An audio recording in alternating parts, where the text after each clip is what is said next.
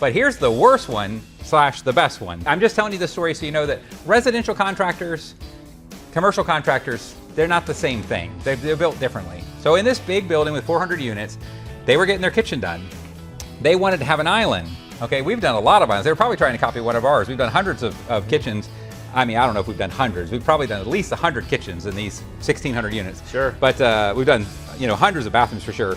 But we, there's a place where you can actually make a bar, and they wanted to open up between the living area and their kitchen. So I'm standing in the kitchen, you're on the other side of the bar.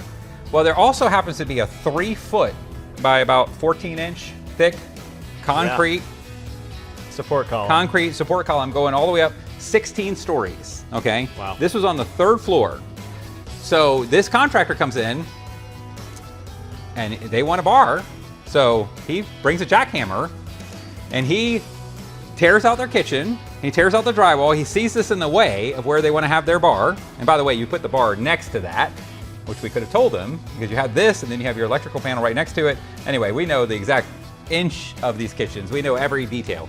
That's a pro, because you get more familiar with the building. You know where these things are. Definitely. So anyway, so they start jackhammering. This guy starts jackhammering out the support column that's holding up this. Into this support column that's holding up the entire building. And so the neighbors can feel it all the way up, and they start calling, because there's a lot of retired people in this building. So they start calling the authorities. It's shaking the building, and he's breaking out, I don't know, about half of this before the police come and arrest this guy. Wow.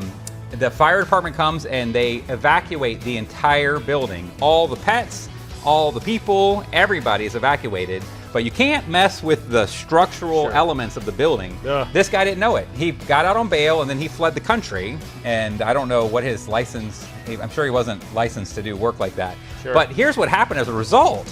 They had to, first they had to go through, days or maybe a week of actually jacking up from the parking garage all the way down there. They had to jack every floor up all the way up until they could have the structural engineers come and repair this column before they would let any of the residents back in. So what a nightmare. So the condo actually changed their rules. And we are one of the few, still to this day, we're one of the few contractors. Wow. They said anybody doing work in that complex in these 1,600 units has to be a licensed general contractor, plumbing contractor, and electrical contractor, which basically means that we do the bulk of the work in that complex, because nobody else does that. So they were like, because they know we're not going to make that mistake.